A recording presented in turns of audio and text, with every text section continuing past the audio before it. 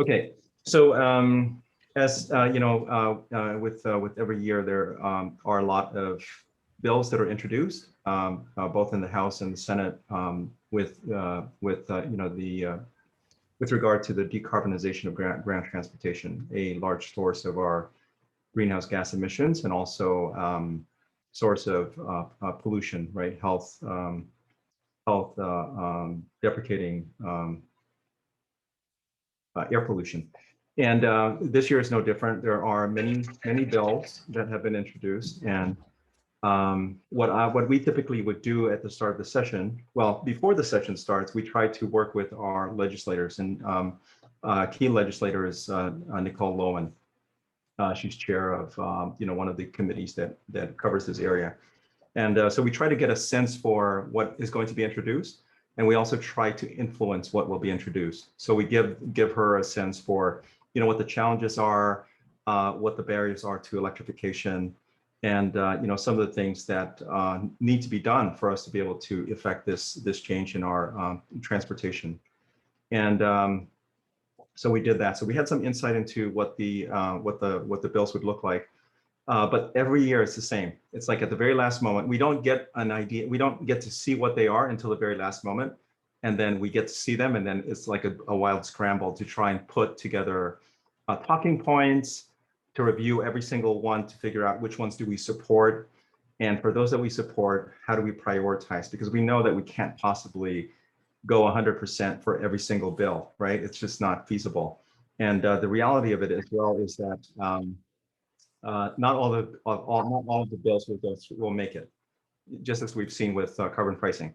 So we look for the ones that are likely to make it through, and also that are meaningful. And what we do is we mobilize our membership, and we're now statewide. And what we try to do is we try to give them some insight into, and let me just take a step back here. We essentially open up our you know, we highlight the fact that that's here, and we encourage folks to participate. And there are many people who have not provided testimony before, so we kind of give them sort of like a testifying 101, right? So we give them information, how they can find out who the representatives are, how to submit testimony. We give them links to the you know, the tutorials that are available, and then what we do is we after we have assessed the bills, we essentially provide them with an inventory, and we categorize them, right? So as I scroll through this, and you have a link to this document or page in your chat, you get a sense for the types of bills that are being introduced. So have been introduced. So there are all these clean ground transportation bills, which are sort of like mandating a transition for state and county fleets by a certain, you know, date. They will all be zero emission, to a ban on fossil fuel vehicles by a certain point in time in the future, things along those lines. There are a number of bills that are related to the electrification of the fleet, you know, state and county. And there are also some bills that are dealing with EV parking and charging. There is a law on in the law in Hawaii that mandates the installation of charging infrastructure in large parking lots, but because of the way the law was written, it is not enforceable. And there is a bill right now to kind of like make it enforceable. So these bills here kind of point to that. EV charging infrastructure is a gap, and there are some bills that are helping to establish funding. There are bills to extend the percentage of EVs or zero emission vehicles that are in the rental fleet. So if you want to rent a car, tourists come to the island, they have the opportunity to rent EVs.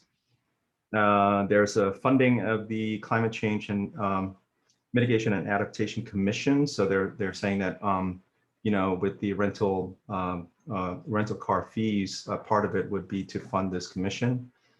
EV charger ready legislation for new construction. There was this bill, which I hope would have gone through it. It didn't. Electric only mopeds by 2023, and then some really minor ones like this EV license plate one. There was one that I'm especially interested in, and it's related to our public schools, and it's sourcing, proteins and produce, certain percentage from local sources, solar energy systems on the rooftops, and then also electrification of the school buses. There was one bill as well that's in here somewhere. Anyway, where it's at right now is they've gone through cycles, and a number of these bills are still in flight. And what I've been doing is I've been sending out notifications to our membership to encourage them to, to submit testimony. And as you know, when the bills are up for testimony, they only give you a certain amount of time to respond. So my challenge right now is to not over communicate, because at some point people are just going to be numb to the emails, but to kind of wait until there are these bills that are now towards the finish line and we need to get them through. So anyway, that's what's going on with EV related legislation in our state legislature now. And lastly, there is some local legislation that we're also supporting here on this island, and we're working with certain council members to get some resolutions through. Anyway, that's my update. Yes, Susan. I have a question, and I think I heard some discussion about this. When rental companies will be offering electric vehicles, EVs, to rent, I think the assumption might also be that, like Hertz, after a car is a year old, they sell it. And that would perhaps, that's how we got our Prius on the mainland. We bought it used from Hertz. So was there some thought about that would get some used EVs out there, which are always more reasonably priced than a new electric vehicle? Yeah, it's not stated per se, but it's what will happen. It's what will happen. Something similar is being introduced or proposed here in Hawaii County, and it's a master agreement with an organization called Sustainability Partners. And the concept is that this third party will come in, and they will do the installation of charging infrastructure for the county. Their model will be that they'll include the energy system, so they'll have solar canopies that will generate the energy, storage solutions to store the energy, and then they'll have the charging infrastructure to allow for the charging of a county fleet that this company will also provide. So they'll be in charge of replacing the gasoline and diesel transport with zero emission, and they'll be responsible for the vehicles, for the charging infrastructure, and for the energy systems. And the interesting thing is that they're going to kind of introduce this concept of transport as a service, so that instead of different county departments having their own fleets, they will share the same fleet. And then the same set of vehicles, when they're not being used, let's say during the weekends, will be made available to the public, including the tourists. They will actually be able to rent them and also be able to charge them on the charging infrastructure. And then lastly, for the social equity piece, they're looking at the ability for low-income households to be able to charge for free or to charge at a minimal, a reduced cost. So it'll be a way for them to be able to avail of zero emission vehicles without having to actually purchase the vehicles. So, and then after a certain amount of time, let's say 3 years, I'm not sure what the duration is, the pool of vehicles would then be sold as used vehicles into the market. So it's this marvelous concept where you have zero emission transportation powered by renewable energy, the social equity piece, the transport as a service, and then you have this inventory of used vehicles that will go into the marketplace. Yeah, so that covers fingers crossed it happens. Yeah, that covers all the bases. That's fantastic, because that's sometimes people, criticize, oh yeah, then you plug in, your electric vehicle to the grid and that's using, coal and, burning and, but yeah, I mean, something that you're plugging into that has a solar panel, or if you have solar panels in your house like we do, yeah, you totally, bystep that criticism. So yeah, that's Hmm. exciting. Yeah. I was I was wondering which of the bills are being prioritized, like which you were saying are considered to be more likely and meaningful. Yeah, I might have to get back to you on that. There's a different document that we're using to rationalize that. This is sort of like our inventory. But the any bill that does not require funding, right? So if it is revenue neutral. So for example, there's one bill in here where they're saying they'll establish this one here. They'll establish a surcharge on high-end gasoline-powered vehicles to fund the Hawaii Energy commercial charging station rebate. So it's not like a rebate where the state would have to fund this, the installation of these charging stations. It would be through a surcharge on high-end or expensive gasoline vehicles. So, it would have this incentive of, this disincentive to purchase gasoline vehicles, but it's still going to happen, right? And then the funds to, support the charging infrastructure build out. But Olivia, I can get back to you with, the prioritization. And as the weeks go by, it'll be very clear that there'll only be a subset, and that will represent the bills that are likely to continue on. So if you're interested, I'll keep you updated. Great.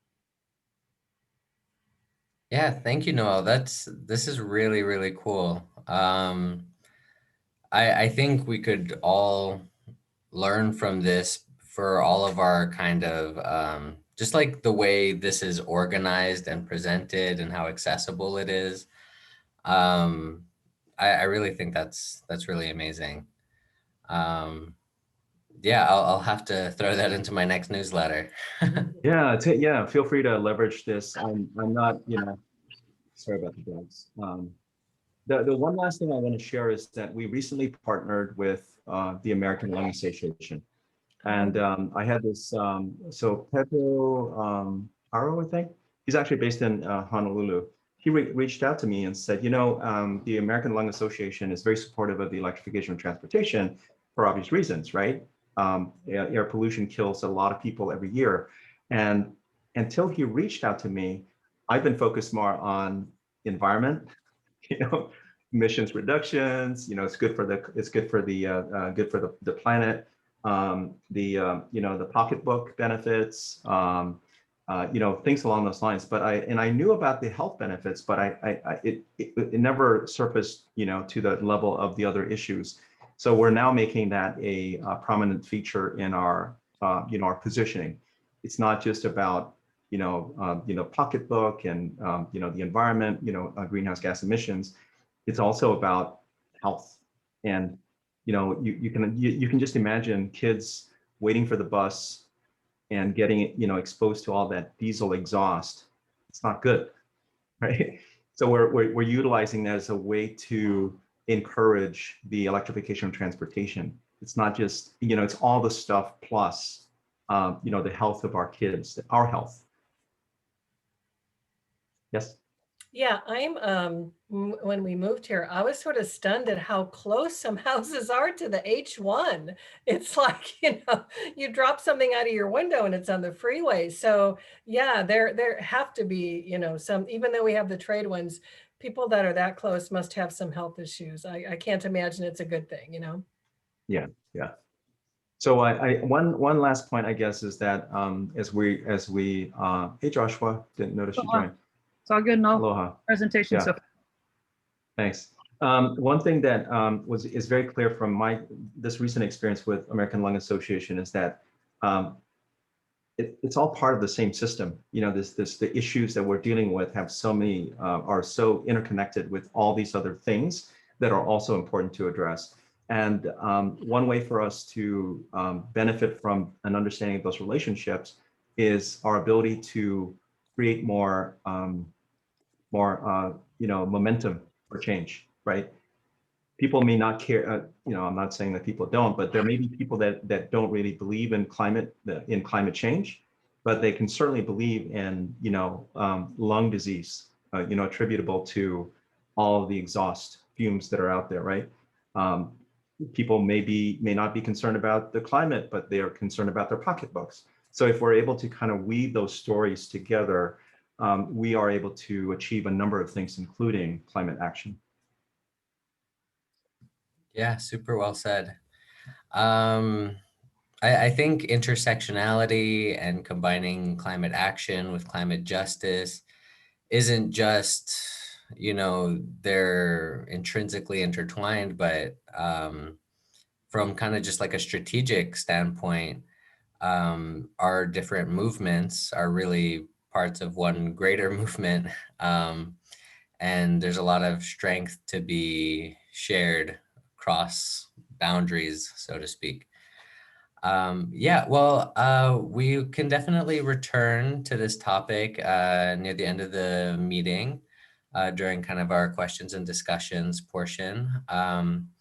But while we have Joshua here, I was hoping, Joshua, you could share with us about your work with United Nations Association of the United States of America, the global summit that happened Friday and yesterday, and the monumental historic event of the U.S. rejoining the Paris Agreement and what that means, right, for our work and the future of our planet. All right, aloha. And Noel, thank you so much. I know I'm following a lot at the Ledge as well, and it's really probably hard to put some stuff in the newsletter because it would change almost daily, if not weekly, depending on how bills go and how long they last. One thing I would like to propose, if you want to, is we normally have a Human Rights Day at the state legislature, and we usually get a lot of senators and House members there. And fortunately, we moved up last year to February 20th, and it was the last event that everybody did in person with around 60 people at the Capitol for the whole day. But this time, of course, I think we can't do it a whole day, so we're going to do it 3 different times: March 5th, March 8th, and then March 25th. So, depending on that, we can do a panel on legislation that's alive and things that we can push and try to promote people to make the right calls to the committee chairs to make sure they do hear it. And like you said, Noel, I agree. We usually get 48 hours to do the testimony. So I think some idea also that Sebastian and I talked about earlier, as well as probably to have testimony writing workshops before the session starts next time. And we have it all ready, and then we just cut and paste so no one gets overwhelmed with that short time period. But it's a difficult process, and I know we all do our best to get everything adopted. What I was going to talk about mainly today was the Paris Agreement and the United Nations Association. So I'm fortunate that I'm the Vice President for Education here at the Honolulu chapter, but I'm also on the National Council. And I was on the planning committee for the Global Engagement Summit that just took place at the UN. And I think that will be a good tool for us in the sense that there are at least 2 or 3 good panels on climate change as well as health. So when Noel's talking about those points, it's something that's why I always use the human rights-based approach, because everything is connected. If we walk and we don't drive, then we're healthier and the planet's healthier. All those aspects are there, and human rights always brings them together, usually under economic, social, and cultural rights. And we did have our giant conference, over 5,000 attended, and it was virtual, like you're inside the UN, the General Assembly. And it'll be available in a week. John Kerry addressed the opening plenary with Secretary General Antonio Guterres, and they explained the US rejoining the Paris Agreement. So February 19 will always be historic because that was then the 30 days after Biden sent an invitation notice to the UN General Assembly and the Secretary General that the US would be back in. And so February 19th was historic. Unfortunately, most people probably don't know what the Paris Agreement is if you ask them to name an article of it or what it really does. I was lucky. I was there negotiating on behalf of Indigenous peoples, and I've been going to the UN Framework Convention Against Climate Change summits probably since Copenhagen in 2009. So what I thought I'd do for us today, just real briefly, is I simplified it for all of us. and hopefully you can see it there. But it's really only 14 articles. That's all the Paris Agreement is. And on an exciting note, Hawaii has always been in. We had events usually before the climate summits would take place, saying we are still in. And we try to get all the people from Hawaii who were going to talk to everybody, because it's always a thing of who's there, and then everyone's busy before they go, so they don't have time to talk. And then when they get back, trying to catch up. So we always try to make it like a check-in before you go, so that everybody in Hawaii knows that you're going and what you're going to focus on, and then a follow-up, so that we can see why whatever was discussed at that latest, called COPs, right? Conference of Parties, why it's relevant for us. So unfortunately, we're all waiting for Glasgow. Glasgow is going to be COP26, and that was going to be the first time ever that the countries reported on how they're living up to their Paris Agreement. So this one is really important. It's called NDCs, Nationally Determined Contributions. So what we'll really have to concentrate on is the US numbers on NDCs, and it was going to be embarrassing, and we'll see if we can turn it all around before November 1st through 12th. But what I did was, for all of us, I just sort of summarized in 2 or 3 words to get behind all the legalese. And I try to pick out the strong paragraphs that are like human rights based or calling for action. And in the preambular paragraphs, those are non-binding, but they're aspirational. They sort of say why we're doing the things we're doing. Paragraphs 5, 8, 9, 10, 11, and 13 all talk about a human rights based approach and thinking of the people as well as the planet. And Article 1 was all the definitions, explaining all those. But 2 is the one that really matters most to us, and also is really important in the Pacific, because it was the High Ambition Coalition, really the Pacific Island states headed up by Republic of Marshall Islands, Ambassador Tony DeBruym. They pushed for that holding increase in global temperature average well below 2, and pursuing efforts to limit temperature increases to 1.5, because 1.5 is where the Pacific Island countries disappear. So they were pushing for that, and that's the reason we have Article 2. And they agreed to that with Obama, actually in the basement of the East-West Center. So that's kind of a cool Hawaii fact in our role. Article 3 is progression over time. Article 4 is exactly what I was talking about earlier, the NDCs, the nationally determined contributions. So every 5 years, countries have to produce their NDC to say how they're doing to actually reach the Paris Agreement, how they're decarbonizing, and how close they are to the 1.5. Article 5 is on forestries. Article 6 is mitigation. Article 7 is adaptation. Article 8 is loss and damages. Technically, that article's not finished yet. They couldn't come to an agreement last time when they met in Madrid, and they're sort of meeting in Bonn to wrap it up, because the countries don't want to pay, and the smaller countries that are facing climate crisis currently are also taking a strong position, which is good, because most countries know they won't live up to the obligations if there's no punitive damage. You know, they'll just be like, we tried. So loss and damages is a big one. Article 9 is climate finance. 10 is technology transfer. 11 is capacity building. 12 is the one I think we can do a lot with as climate reality. And that's climate education, training, public awareness, public participation, and public access information. So there's even funding for that in the Paris Agreement, so that countries can actually put money into that to assist, to make sure that everybody knows about education, training, public awareness, public participation, and access. 13 is their transparency framework, national inventory reports, and 14 is the global stock take. So also when they do meet every 5 years, they're also supposed to ratchet it up, because even as we know now, even if Paris was being met, we still wouldn't be to 1.5 yet. So everyone's supposed to accelerate every 5 years and do better as they see where they're at, and as technology advances to see how they can do better. So that's sort of a short, succinct version without, you know, all the legalese, and hopefully that was sort of helpful. And that's what we are back in and commit to.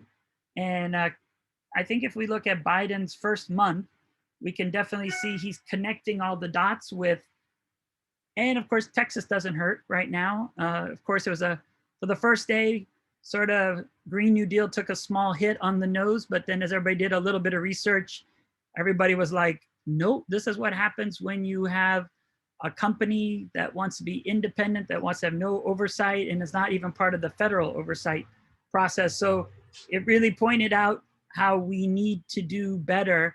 And I think it's all much better in the process of where we're headed and how we move forward.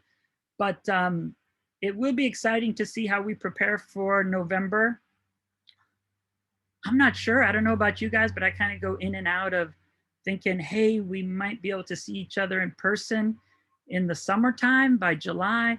And then I go to a meeting and everybody's like, nothing till 2022. And so I kind of set it at May's my goal. And then I'm willing to say, not yet, and then go to July. And then I'm willing to go not yet to September, and then accept it all on November 1st. But I think we all have birthdays, or we all have someday that we have in our mind that we'll be able to meet in person soon. But until then, I think we can keep organizing, and hopefully the Human Rights Day is a chance to bring more support in, Noel, to do that together, Noel, and work on legislation. We'll also do a Earth Day on April 22nd at the Ledge. That might be one more chance to push a committee chair who's being recalcitrant to hear those, and we can see what's possible. But I'll stop there because I like it more when we discuss things, and everybody always has such great points in this group. Mahalo, Joshua. Did anyone have any questions before we go into the next topic? No, quite well. yeah. This has inspired a lot of questions for me, primarily for me to dig into the into the Paris Agreement, the details. It's just one of those things. You have this inspiration. You're tying it to this to the agreement, but then there's all this detail that I have to admit I haven't really gotten into. So thanks very much for bringing it up. No problem. Yeah, everybody always talks Paris, but then no one knows what any of the articles are, what that means. So I thought, for a talk for all of us, I always appreciate meeting because I always learn something. Like, let's try if we simplify. And then if everybody already knows it, they're like, thanks, Josh. Good to see it again. Always good to double up. But if you hadn't, then you're like, oh, cool. Now I can dig on whichever article really means the most to me. So. Yeah, that was helpful. Thank you.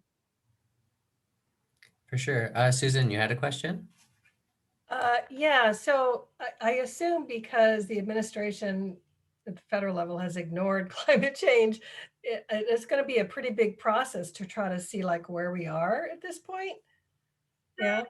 Yeah, I mean, the only good news is it's, I've been watching all the other groups who have been really pushing even stronger than Climate Reality and legislative groups. And I mean, the former people from the NRDC are in, Kerry's in. Kerry, I was with Kerry in Madrid. He was calling a campaign called World War Z. Everybody was thinking we're gonna have to do anything from outside. So, I mean, this is good. Also, Buttigieg's transportation, like they put all the right people in, but yeah, I mean, it was wholesale mining in the national parks. It was the Gwich'in land. It was a whole bunch of things. And a friend of mine, he works for environmental racism section of the EPA. And I was shocked he was still hired, a couple of years in. I was like, you're still there? That's great. Do you do anything? He's like, code word, lead. If you ever write me in an email, put lead in it. And in case they're monitoring my emails, I can talk to you. But if it's not lead, then I can't, but if it has lead, I'm okay to meet. So we joked around. We were like, we had all these code words. We're getting the band back together. And then our playlist was the code words that you could say to him that he could then discuss with you. So he's like, I'm kicking off our first song with lead. And then after lead, we're going into, air pollution. He's like, that's great. Good talk. So, so they're the right people are still around.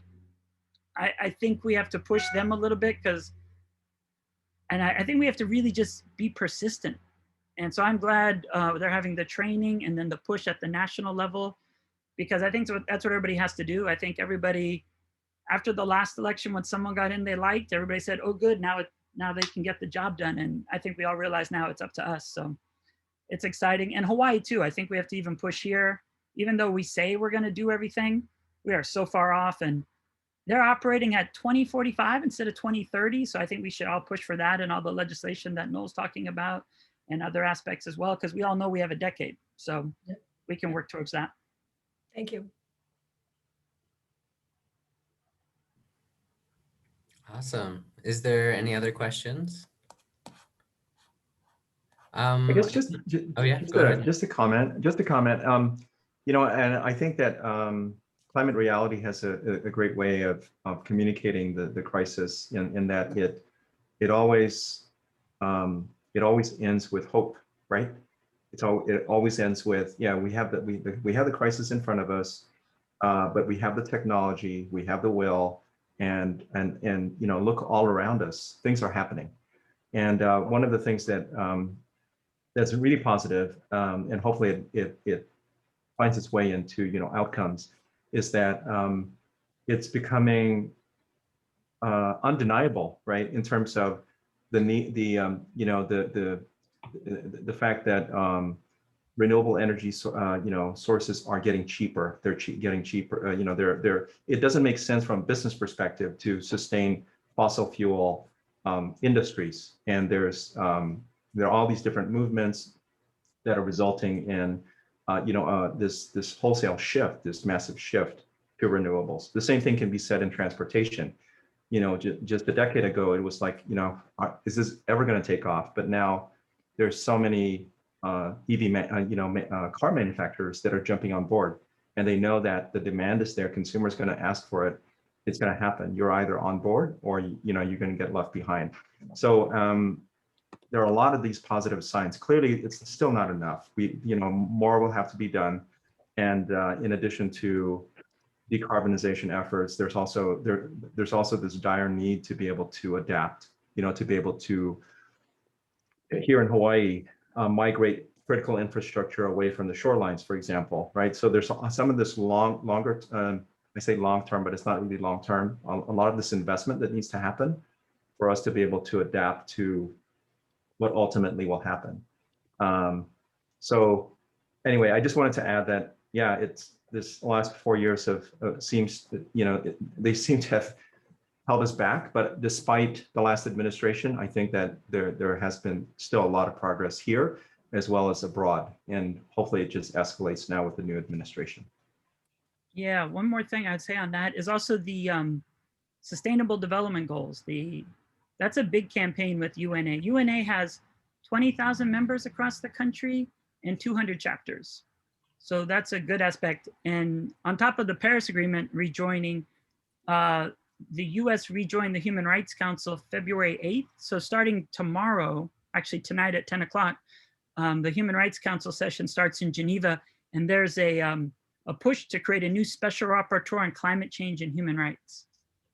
And even though the government's so much better, our State Department, of course, said, hey, we just got in, don't be pushing us to accept a special rapporteur on climate change and human rights. So we still have to push, but that'll start tonight at 10 o'clock. And then Secretary of State Blinken will give a speech on Wednesday morning.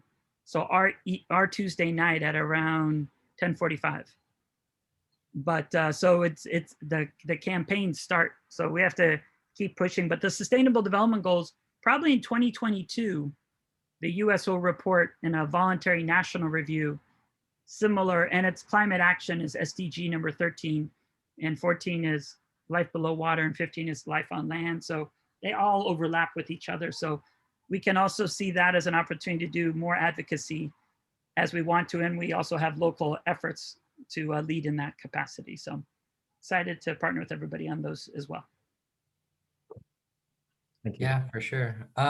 Joshua, does the United Nations Association, like Oahu chapter or Hawaii chapter, do they host regular meetings that we could direct some of our membership to?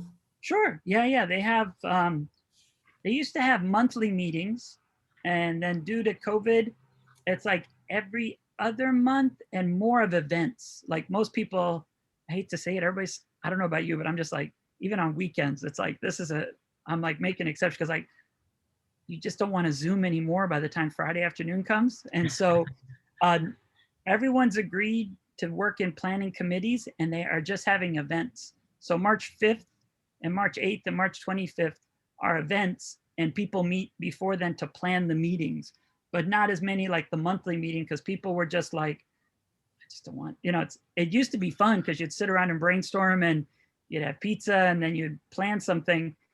And now, it's more like figure out what you need, call me, and then we'll plan a little bit and then we'll make it happen. So I think there's going to be one in April and I'll let everybody know. But yeah, there's 2 chapters, one in Honolulu and one in Hilo. Okay. 2 local chapters in Hawaii.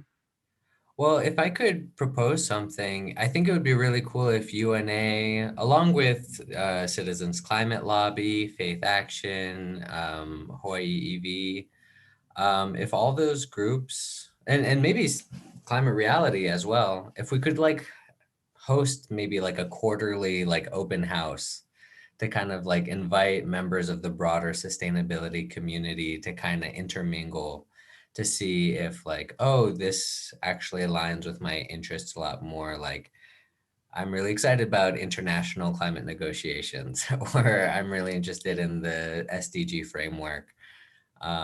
Or perhaps they're more interested in the form of climate education and outreach and organizing that we do here. Yeah. Or maybe, their motivation for doing climate action is faith-based and it would be a better fit with the organization Susan is associated with. So I think that would be really cool. And maybe we could be the ones to host that open house, or kind of just Once a one idea, giant Zoom call with Sebastian, a million different breakout rooms.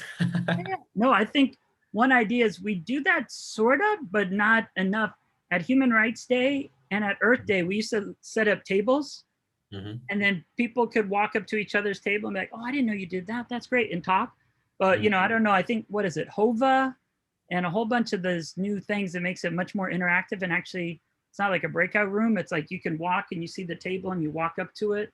You can see what kind of technology exists. But we can do that definitely for maybe Human Rights Day on the 25th, because there's also a global festival of ideas on that day that's taking place in Bonn, all about environment. So maybe we could do that on March 25th, or make it April 22nd at Earth Day. Make it all the groups get to have a table and speak for 15, 20 minutes about what their priorities are, and then everybody breaks into breakout groups. I think that could be really fun. Yeah. But while we still have time, I wanted to give the floor to Susan. If you wanted to share about carbon cashback and kind of what Citizen Climate Lobby and Faith Action has been up to with those climate bills. Can I share my screen real quick? Yes. I guess I am. Let me see. So I'm just going to show you something that explains what carbon cashback is. Mhm. Dealing with climate change is urgent, and everyone has a role to play. Putting a fee on fossil fuels is a highly effective solution. Renewable energy becomes more competitive, and people are encouraged to use less fossil fuels. But how can we do that without increasing financial burden on residents of Hawaii? Hawaii could collect a fee on fossil fuel. The money would then be returned to everyone. You can use the money any way you want. The money could be used to offset any increase in prices. Or if you reduce your use by riding a bike, carpooling, taking the bus, or lots of other ways, you keep more of your money. You are in control of how much money you want to keep. This type of program is called carbon fee and dividend, and Faith Action feels this is the most equitable way to reduce the use of fossil fuels. We want a livable world, and we can make the changes needed to bring climate change under control. So that sort of in a nutshell kind of explains the legislation we were trying to work with this year. So I'm a member of Citizens Climate Lobby, which is trying to do a carbon fee and dividend at the national level with Noel. And I'm also a member of Faith Action for Community Equity. And that's a faith-based group, environmental justice task force that's trying to work just here in Hawaii.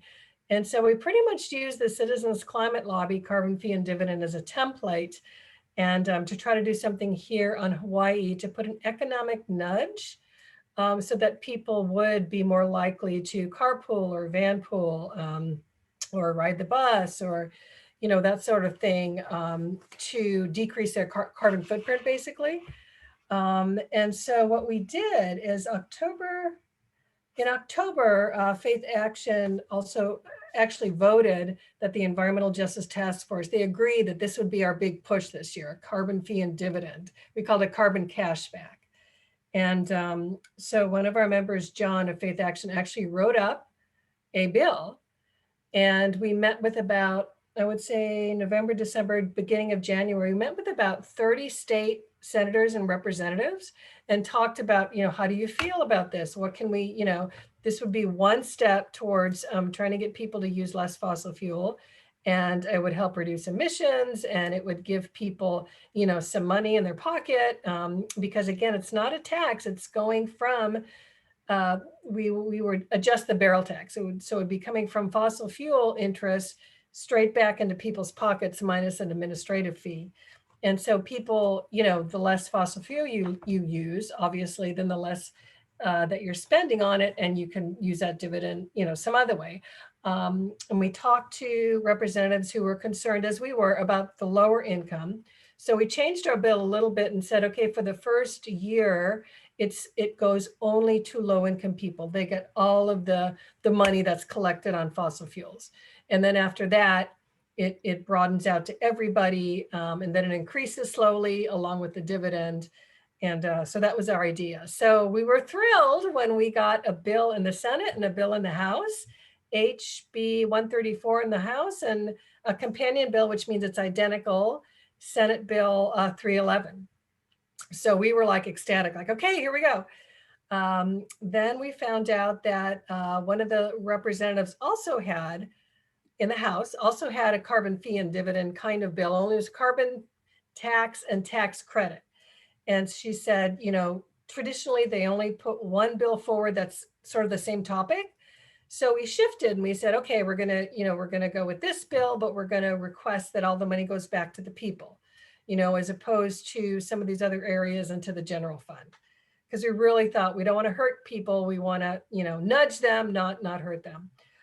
So it got through the Environmental Energy and Environmental Protection Agency, and then it went to the Consumer Protection and Commerce Committee.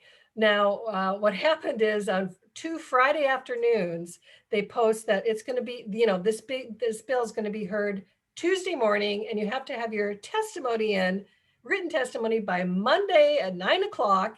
And by the way, if you want to give oral testimony, you had to have given written testimony. So for 2 solid weekends, I was like writing up, a group of us were kind of writing up the call to action, getting it out to everybody saying, please put in some written testimony so then you can give oral testimony on the Tuesday. And so long story short, it died in the second committee. Would have had to go through 3 committees and then go back to the whole, House. And the concern was, even though we thought we addressed it, the concern was how would this impact lower income folks? And also the governor doesn't like it, basically. So we're kind of back to square one, but we kind of learned where the resistance is and maybe how to better address it. And we need more coalition building. So we have another year before we can, maybe get someone to reintroduce it in January. But the positive thing is, our bills were identical. So there were 2, our identical bills, but there were 3 other bills along the same topic. And last year there was only 1. So we feel like there's more interest in this now. And it's building. It's just a matter of educating people about how it works. And the other thing is there was an economic study done by, maybe Noelle can help me out, HERO. It was Hawaii, University of Hawaii. And Hero. yeah, it's called the HERO study. It was supposed to come out in December, then it was going to come out in January. And it hasn't been made, quote, public yet. A lot of the legislatures have been briefed on it. And supposedly it shows that the carbon fee and dividend done correctly would not hurt, low and middle income folks. So I'm a little frustrated that report didn't come out in time before the bill died. But anyway, yeah, it was kind of a whirlwind, but there's a lot of positives there. And actually some in the environmental community are split on it. So some people just want to sort of command and control and get rid of all of fossil fuel. But my point of view, I guess, is everybody has to do their part. We're all part of this, you know. We all have to change our behavior in some way. And maybe a market-based approach is one way, and just a little sort of economic nudge to get people to do the right thing. So that's where we are. I'd like to add that one of the benefits, as you alluded to, is the fact that people are talking about it, right? It was in the news. You got Civil Beat covered it. You know, it was like in addition to the number of bills that came out, there was a lot of debate. There were a lot of conversations about it. There's a bit more awareness around what exactly it means and how it might work, because it is complex. And it may very well help once we have national legislation introduced again, for us to be able to get our representatives, right, our senators and representatives on the Hill to actually support, so that there could be more momentum for national legislation, which would be even more meaningful, because you would have a much broader systemic impact that could permeate the entire nation and influence other nations as well. So it's unfortunate, but at the same time, there are a lot of, I think, positives that came out of it. And I think the next time we'll be prepared, and hopefully we won't need it if there's national legislation that comes out. Right, yeah. That's important. Yeah, I Yeah, mean, and we yeah. kind of, yeah, we know really the ultimate answer is national legislation, but kind of like similar to where Hawaii was the first one that said we're going to go 100% green energy by 2045. And then California started, and then other states followed suit. Sometimes, you know, you kind of need it from both directions to get everybody on board. So again, I think yeah. the conversation's out there, the concept is out there, and it takes a while to kind of get people comfortable with this concept, which is just, you know, one tool to use. I mean, we even did a calculation where, you know, somebody living in Waianae and commuting into downtown Honolulu 5 days a week with a Toyota Tacoma truck by him or herself would still break even under the build as we had created it, you know. And then if they carpool, then they get to keep, you know, half the, I think we had calculated maybe a $200 dividend, just to offset any increased fossil fuel may pass through to people. And then we were also encouraged because we heard from someone who had been with transportation here in Hawaii that back in 2011, when the gasoline prices, you know, approached $5 a gallon as they did in Los Angeles, that people did start to ride the bus and did start to carpool and did start some, you know, these van pools and whatnot. So we know it's possible for people to change their behavior when they can. And yeah, so that's where we are. Again, I think I think it's out there. I think it's just a matter of education and getting people to understand what it is all about. I like Yeah, the video. well, oh yeah, Joshua, you wanted to say something? Oh no, I know we're wrapping up really quickly, but I just want to say the video is really good at being simple and making something just like the other technique of making it the details. So really good job that way. Yeah. We thought if that was like our one big hope, was like get it into a video and get it out there. Yeah. And I see you use I'm Just a Bill too, that cute little Bill guy. So I know that's Oh yeah. I'm just a Bill and I'm Everybody loves the bill. You want to help the bill. everybody wants to help that little Bill get there on Capitol Hill because he's been in committee. He's been in committee, that's why. Right. Yeah, so no, good technique. Thank you.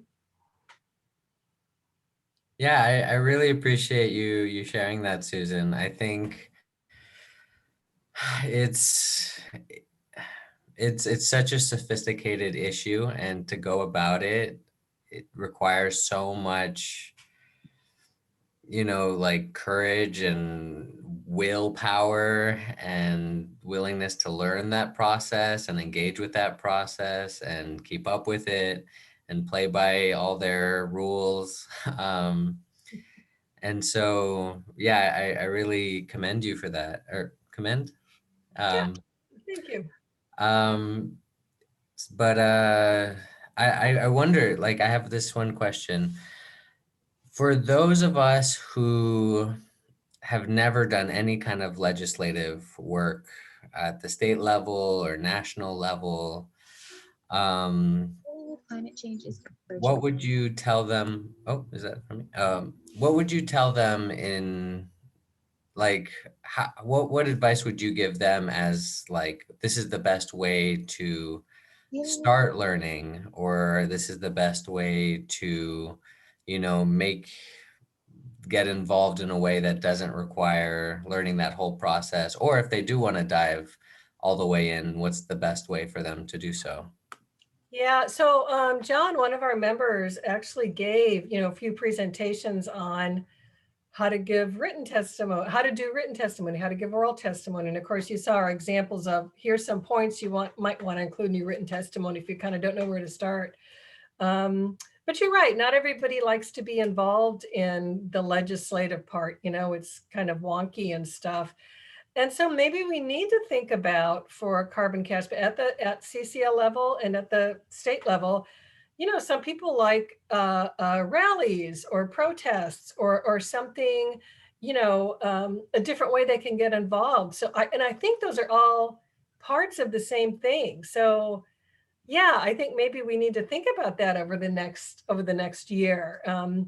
Because yeah, you're right. Legislation is not everybody's thing.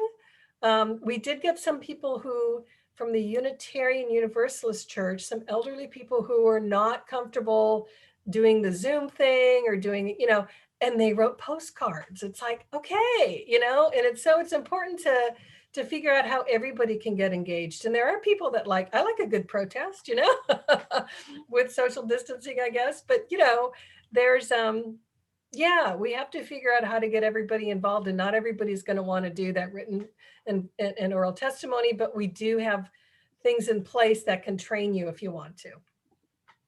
Yeah, that's really awesome. Yeah, no. Yeah, I agree with the importance of just educating and empowering our community, our community members. Now, there will be individuals who are not interested at all, but then there are many individuals who are interested, and I'm willing to bet that there are several of those, or a good percentage of those, who haven't done it. And if given the instruction and also the different information about the different ways that they can indicate support, that they would do it, right? So some may need handholding. The legislature has all these tutorials, these videos that can be used to demystify the process. But until you actually do one, it's it could be daunting if you haven't done it before. Yeah, so I imagine that maybe having a workshop, yeah. where someone actually just goes through the process and says, okay, this is step one, this is all you do. Step two, and so on and so forth. And then maybe before the next legislative session, we identify, show of hands, how many of you are interested in participating? How many of you don't yet have an account? Let's create an account. Don't show them the instructions in a Zoom session, for example. Okay, just follow me. You do the same. Let's create an account. Let's all create an account. Yeah. Something like that could translate into, even if it's just 50 more people, that's a lot of voices, right? To indicate support for something. Yeah, I mean, at its most basic level, if you really didn't have time to write anything, you could just sign in and click I support, I support, so it's like, yeah, that's Hey, a Josh. great idea. I like that, a webinar. Thank you, Joshua. No, thank you. And I definitely want to do just that actually in November, and even have the testimony writing party. So we can put that on our agenda with all the different NGOs that work on the environment, that in November, it's the time to meet and actually write at least 1 or 2 or 3 paragraphs for each one. Then all you have to do is cut and paste and put in the testimony later. And then you're not doing what Susan's describing of all night to get them done. And not everybody has that or will do that, So if we make it simple and start in the beginning, hopefully by November. November is my birthday. By November, we'll be able to meet and have the drafting parties. Yeah. All right. All right, Great. everybody. Thank you. Enjoy. Hello, Joshua. Aloha. So we can close out our meeting, though I'm happy to stay on the call and just talk story after the meeting's over. I, But I really wanted to say a huge thank you again for Susan, Noel, Joshua, who presented, and Olivia for making the time to attend in person. I think that's really great. Yeah, I mean, I think as overwhelming as the work feels sometimes, it's also really exciting.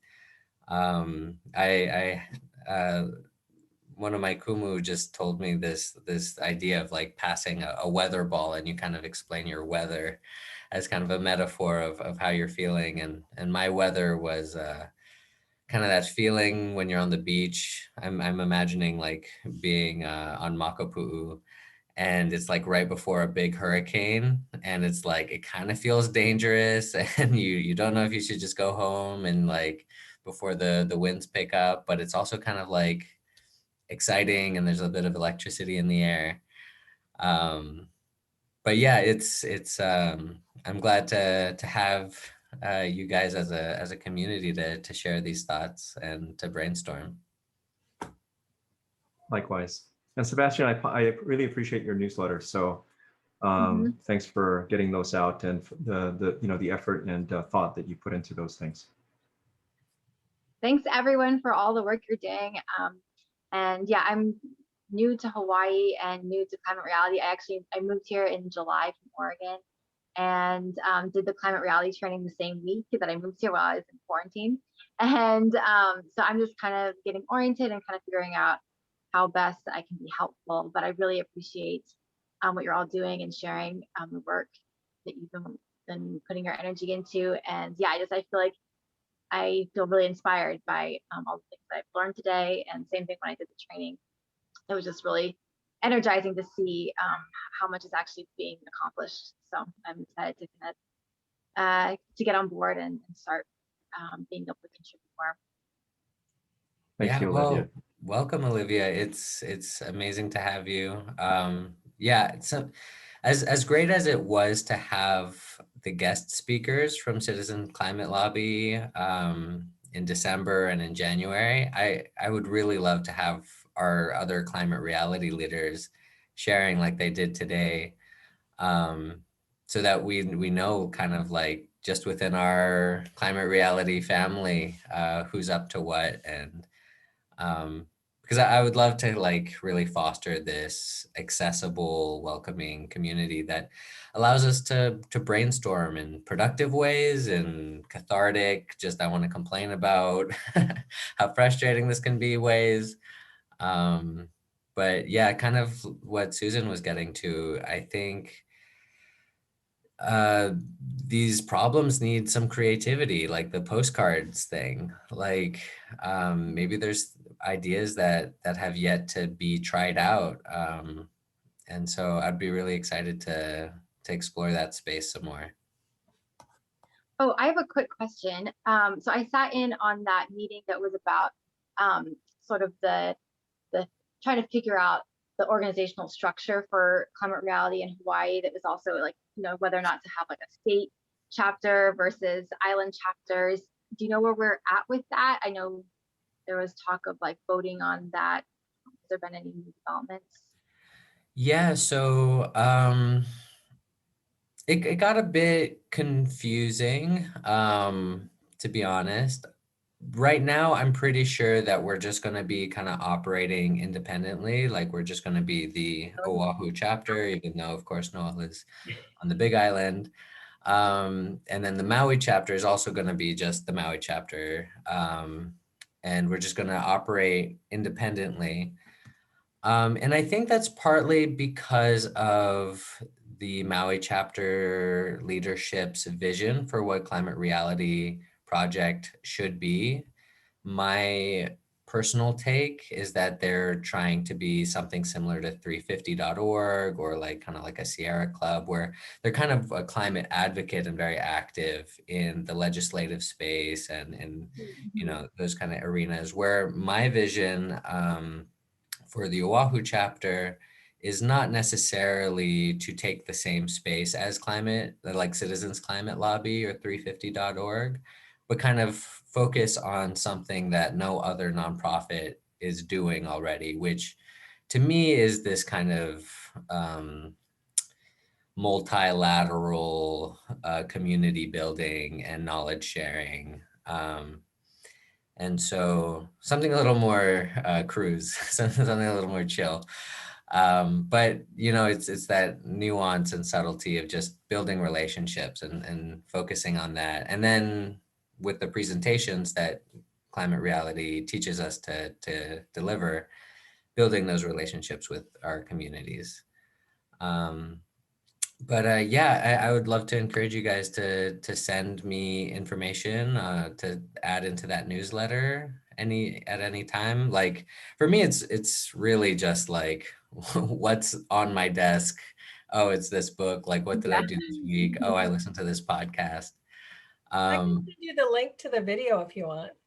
Yeah, that'd be perfect. And I have the link you shared, Noel, which but you know, I think I'm also going to do like a post meetings notes kind of Oh, like takeaway. So kind of separate from the newsletter. I think I'm going to just throw everything we talked about today into kind of like a follow-up email, and then everyone kind of can have access to the links and whatnot. great. I like that That idea. might Thank be you. a good approach. Yeah. But yeah, just kind of figuring it out as we go. And if we see like, oh, this form of organization doesn't quite work, then we can pivot to focusing on something else.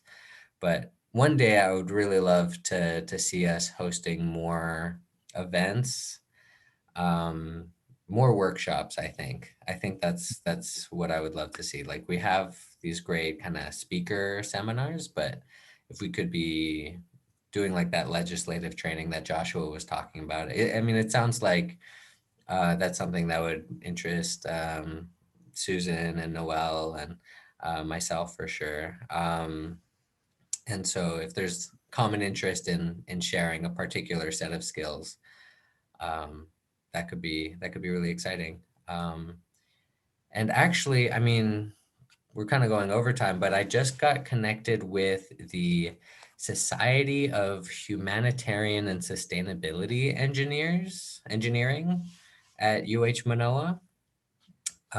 So I work for HNEI and UH, but also for the Engineers for Sustainable World nonprofit. And so through them, we work with a lot of like engineering students, undergraduate and graduate.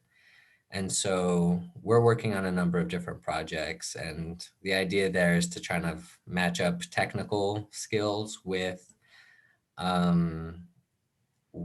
nonprofit missions and visions and community-based projects. But you know, my own journey was starting with engineering and then kind of broadening out into everything else, right? Policy making, economics, outreach, education. And so I think bringing a policy, economic, cultural lens for these young engineers could be really cool, and that might be kind of a portal into engaging a younger group of people. And yeah, and maybe this is something to circle back with Leon, but also like work with like high schoolers and middle schoolers and kind of more formal educational institutes on building a It's similar community. Yeah. Susan. Oh, yeah, I had a question. You know, we actually heard one of the legislators as we were giving testimony on Tuesday, I think it was, said, and I don't know, I think he's lived in Hawaii most of his life. He said, I don't really see any evidence of climate change here. Luckily, I was muted because I wanted to scream. Is there, you know, and I see, you know, because my husband and I honeymoon on Waikiki Beach, I see from the 1980s to now, it's like, oh my gosh, you know, in the erosion at Kualoa Beach and just the sea level rise. I guess Hilo is how many inches above what it was in the 50s or 60s? Yeah. Does anybody give almost like a tour of Oahu that shows this is the result of climate change? You know what I'm saying? Just to give people a real visual. That would be really interesting if like the sustainability groups could work with the tourism board Yeah. on like on climate impacts. Yeah, like on That would be Kualoa really interesting. Beach, that you can see Chinaman's Cap from there. It Mhm. looks to me like in the water, there, those are manholes that used to be on land. And there's in Iroquois Beach where it used to be, it's Capelina Homes.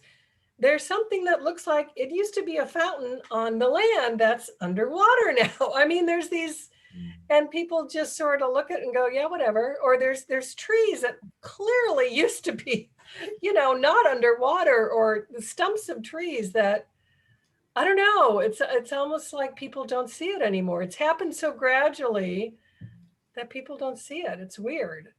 Yeah, it's that typical boil the frog phenomenon, Yeah, right? It's like yeah, it's a very gradual change. You don't notice it until you're actually drowning. yeah. But I think it's a great idea. I think it's there might be it might be a project to kind of like identify spots across the state where there is evidence, right? Yeah. And there could be like pictures from the 50s or the 60s I've been compared to trying to what there are find those. now. Yeah, And what we can do is we can have a map where you can have these different points. You hover over it, and then you see the evidence, right? I mean, that would be a terrific content for a website. yeah, I just yeah. posted, by the way, a link in the chat there regarding what's happened here in Hilo. But yeah, it's very unfortunate that you have deniers for No, people that just don't want to see, yeah, Um, yeah, yeah. yeah. I think that Hey, would be, yeah, yeah. sorry. Oh, go ahead. Yeah, Sebastian, I just wanted to go back to the organization thing. I do appreciate what you're suggesting, which is trying to come up with a space or identify a space where we add value and we minimize overlap with what other organizations do, right? Because what we're doing is we're innovating. We're coming up with another space that will add value, that will enhance the overall climate action picture, right, that we have here in the state. And that role, which is in my what I'm hearing and what I'm seeing is the role of a convener. It's almost like we create the space where the conversations occur, and as a result of those conversations, new ideas come up. It's a space where innovations can come, and it could be connecting this group with this group, this idea with that idea, and one way or another you come up with something different, right? Something better, hopefully. So I think that that's perfect. Now the one question I have is for the climate reality entity to occur, or chapter to exist. um, if I recall correctly, there needs to be all the stuff that gets created, right? Like officers and essentially the structure, regular meetings, annual meetings, things along those lines. So I guess the question I have is, how far are we from meeting the requirements of the national organization for the chapter to be formalized? And is there something that we can do to make that happen? Yeah, that's a good point to bring up. So I mean, our chapter is a formally established chapter. I've been keeping the boat afloat in terms of our basic requirements of reporting monthly to our regional coordinator. The one thing that we're kind of behind on is we should be doing elections and like electing who our chapter leader is and who our different committee heads are. Um, I kind of have the sense that no one would really run and no one would really vote. And I don't know, like for me, I haven't really seen like a reciprocal communication with our climate reality leaders more broadly that would support like an election process. But I would really like to do it. But furthermore, and I don't mean to impose my own ideals over the Oahu chapter too much, but is that I thought like not having so much of a hierarchical organizational structure would benefit us, whereas we all kind of have this shared responsibility for the community. And we could even maybe just like pass the month to month the responsibility of, I think this was actually Joshua's idea, like a different climate reality would be responsible for organizing that month's general meeting, and like the actual pinnacle of responsibility is distributed amongst multiple people, because we're climate reality leaders, not because this is our only outlet for climate action. I mean, maybe for some of us that's the case, but again, sort of the strategy is more help those people who are only connected to climate reality get connected with other organizations that match their interests. So Surfrider Foundation, Red Cross, whatever it might be, right? And so, yeah, at some point, I would like to hold elections, but for me, what I've wanted to do is just to have like in-person discussions with the different members. Unfortunately, I've been kind of swamped with all the other things I've been doing, but I've been slowly calling up individuals and trying to organize little group sessions to just like talk story, to form that connection and that more, what's the word, tangible community sense, right? That more tangible sense of community. Have my words all mixed up. But yeah, and then once everyone feels like at least they have a relationship with me or a relationship with climate reality, then they would engage with like an election process. And they just wouldn't ignore the Google poll that showed up in their email one day, right? Because for me, I feel like the people who have been engaging with climate reality so far are already either A, super, super busy and active in their own space, or B, they're already kind of doing what I would need them to do for climate reality as its own entity. So I don't know, like maybe the solution is to have like an all hands meeting, even though that's kind of what today is supposed to be. So can yeah. I just add then or ask, what is, and I pardon me, I know I should know this, but what is the national, what is national's requirement as it relates to the officers for a chapter? Does it, what are the minimum requirements? The minimum requirements are like answer 3 questions a month, which is like how many meetings did you have? How many people showed up to those meetings? And then do you have any like special thing to report in terms of progress on a particular climate campaign that you're running? Like they have this 100% committed campaign. They have different campaigns that chapters can choose from. And so it's kind of like, what were the get-togethers like? Who got together? And then anything else to mention? And I usually just say like 1 meeting, handful of people. I mentioned the newsletter. I mentioned the guest speakers. I mentioned kind of the other things that we have going on. And Joan Claire, who's the coordinator, seems happy with what I've been delivering her. And then annually, there's a strategic document that we deliver, and that's like mission, vision, what are our priorities, and kind of outlining some SMART goals. Everyone has access to that if they have access to the Google Drive, but they're basically like deliver so many presentations. For me, one of the SMART goals was concerning creating partnerships with, or a relationship interorganizationally, with CCL, Faith Action, 350.org, etc. And then having elections. So it's elections, strategic document, and then the monthly reporting.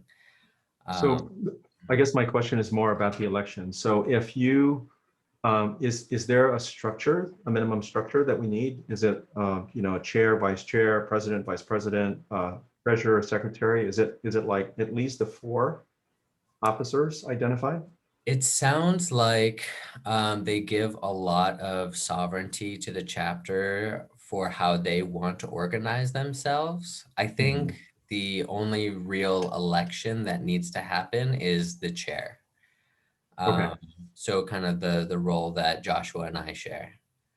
Okay, so you can have a chair. So if for us to meet that requirement, we can just say, okay, we need to nominate candidates for the chair, and then we hold an election. Is that the task? At a minimum, just that one role? Yeah, and then that's good for a year. Okay, so the term is But always a yeah. year, or is that also defined by the chapter? Oh, that's a good question. I think it is annual, but they might have flexibility on that as well. I'm Okay. pretty sure it is annual though. And do we have bylaws that we have a template for bylaws, or do we have to create one? We don't currently have any bylaws because I don't think our meetings are unseemly or unmanageable or crazy. Okay. But there are bylaws that the Maui chapter has created and shared with us, and have said we're welcome to use the bylaws they've created. Okay. But then kind of more nationally, Climate Reality Project has, I think, an outline of bylaws that we can use. And if not, there's, hundreds of other chapters that I'm sure are willing to share their Yeah. documents. There's one, I know we're over time, but just one last point, because I'm just mirroring what we're doing in another organization that I'm part of. So we created bylaws. We've also identified the leadership for the structure for the organization. And what we've done is we've said, okay, we have a chair, vice chair, treasurer, and secretary. And the bylaws call for the order of transition on an annual basis, actually every 2 years. So we'd say, okay, the vice chair becomes the chair after 2 years. It kind of like rotates. And what happened when we do it that way, what happens is you have this election to identify the 4 roles, right? Assuming that those roles are going to be critical for the organization. And then you have this cycle that already perpetuates itself. And yeah, if someone jumps off for, let's say, treasurer, they go to a different state, we hold an election for the treasurer. And then, so it just minimizes the need for an annual event, because you hold it once, and then you have this this process essentially that determines who becomes chair after a period of time. Just a thought, something that we might want to consider for this organization. Okay, I really like that idea. Again, I think the essence of what Climate Reality is trying to achieve by making the election a requirement is they want, however we're organizing ourselves, to be democratic, right? And it's to embody this democratic principle of this is a result of the majority's interest or the group's interest. So in that spirit, I would love somehow at some point, maybe things will be better in the summer, like people might have a little bit more availability. Because I know myself and a fair amount of our members are attached to the academic schedule, which has its busy times and its not so busy times. But if we could get kind of everyone in the same space, or maybe maybe it can be virtual, but I think, face to face is the best way to do it, or face to face virtually. And kind of try to identify those handful of roles. Because I think it would be really great if we could be like, okay, you're in charge of schedule or like organizing the meetings, or just like laying out a basic agenda, maybe securing the occasional guest speaker. And maybe we could say like one guest speaker every quarter kind of deal. And then another person is in charge of the newsletter. Another person is in charge of formalizing some of these brainstorming thoughts. Like I think there's a number of different functions that are unique to Climate Reality's presence on Oahu. That's kind of too much for one person, but really kind of might not be well developed if it's kind of like a too many cooks in the kitchen situation. So yeah, just kind of like crystallizing our intentions around that, or our strategy around that. Yeah, I mean, do you guys have an idea of when a good season would be for scheduling something like that? Because I know like this upcoming week for me is like completely booked, like crazy, like Sunday to Sunday. Summer might be good. I think you're What's right. that? Summer might be good. Summer? I agree. Might give us some time to also mature, right, in terms of relationships. And there's one thing that I think we ought to strive for, even if we don't declare it outwardly, and that is to be inclusive of climate reality folks across the state. So if you have folks in Maui, I mean, my participation is also precedent for this, right? Mhm. I'm here, right, on a different island. So if we strive for that inclusiveness, we might have a larger impact, right? Mhm. Which is what we need. We need to have urgent action, broad awareness, and people like rolling up their sleeves and wanting to help. And I think we can achieve that. So just something to think about. It's maybe just slowly but surely inviting and having the conversations with folks, regardless of their, the island that they're on. Mhm. Yeah, for And I sure. think when's the next training? Because I would imagine there might be some like a surge of interest, or new people reaching out to learn more about the chapter if they're doing the training. That's a very good point. So you might That'll find be it. late April. Okay, yeah, so maybe after that, people might be reaching out and trying to get involved in attending. Okay. Great idea, Olivia. Mm-hmm. Yeah. Something that I would also like to see happen is to like have a website, or like some sort of like landing page. I think that Facebook is good, but I mean, I don't really I only use Facebook for Climate Reality Project now. And Yeah, you yeah, miss a good part of the population. They're So you're thinking about inclusion, I'd say like a website is going to hit more people. for sure. yeah. And I don't know, like even a website that could be like kind of just like an inventory of the other organizations attached to our membership. Like I think it would be so cool if when people look up Climate Reality Project Hawaii and then electric vehicles, like on our site or whatever, Yeah. it would go right to Noel's organization. Yeah. It mirrors that whole convener role, Mhm. right? Yeah. The activities we employ, the meetings we host, the individuals who are invited to speak, and then the website is a manifestation of that. It's like you go there and you see what we are about.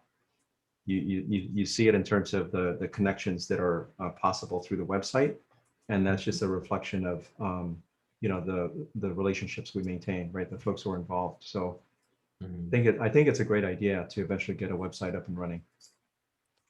Yeah, so I don't know if we should do like fundraising or something, because I mean, I know like I could probably make a website. I don't know how nice it would look.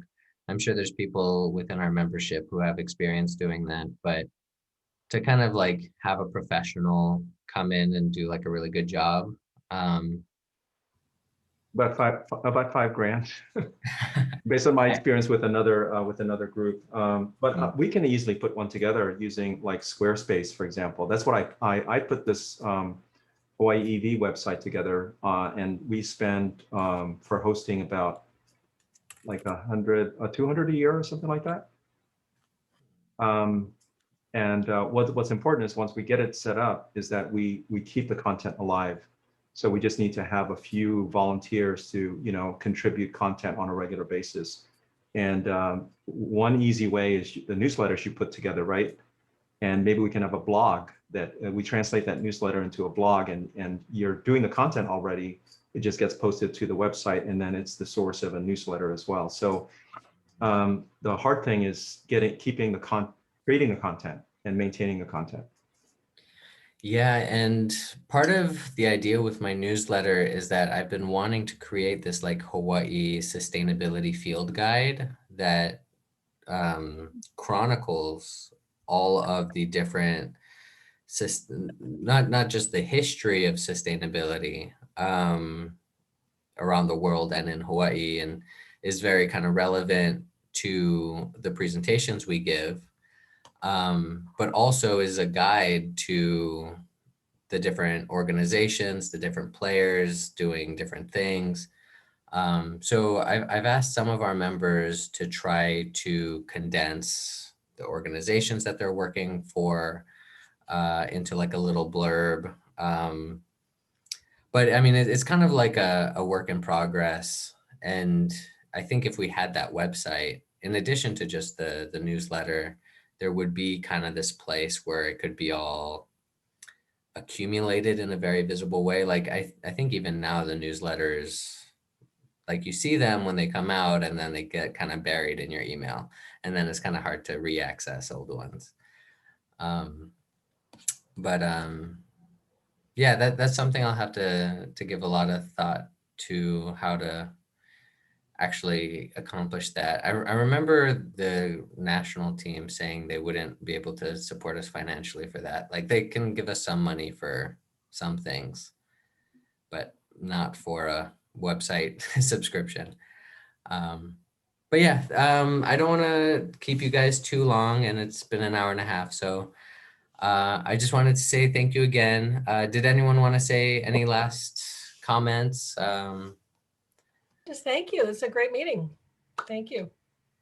Thank you. Yeah, mahalo. Olivia, good to meet you. Yeah, you too. Yeah, for sure. Okay, then.